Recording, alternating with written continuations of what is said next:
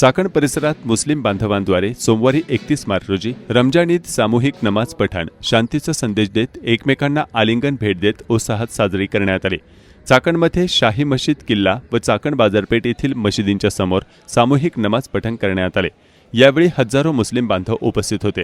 चाकणमध्ये ठिकठिकाणी शिरखुर्म्याचे कार्यक्रम सार्वजनिकरित्या आणि घरोघरी आयोजित करण्यात आले होते।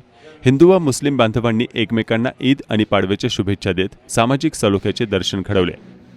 रमजान ईदच्या निमित्तानं खेडचे आमदार बाबाजी काळे यांनी ठिकठिकाणी कार्यक्रमांना हजेरी लावत मुस्लिम बांधवांना ईदच्या शुभेच्छा दिल्यात। चाकणमध्ये आलेल्या आमदार बाबाजी काळे यांचा तमाम मुस्लिम समाजाकडून सन्मानही करण्यात आला।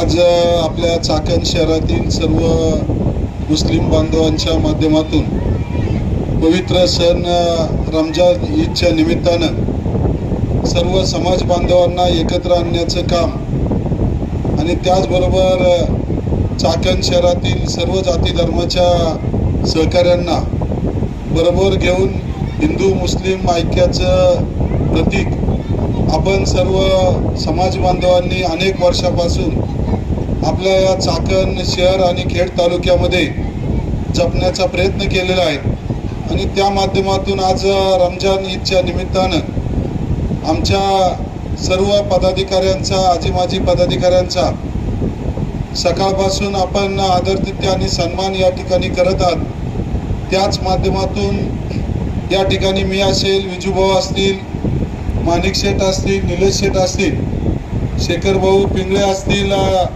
सर्व आमच्या सहकाऱ्यांचा सन्मान आपण या ठिकाणी केला, त्याबद्दल मनापासून धन्यवाद देतो।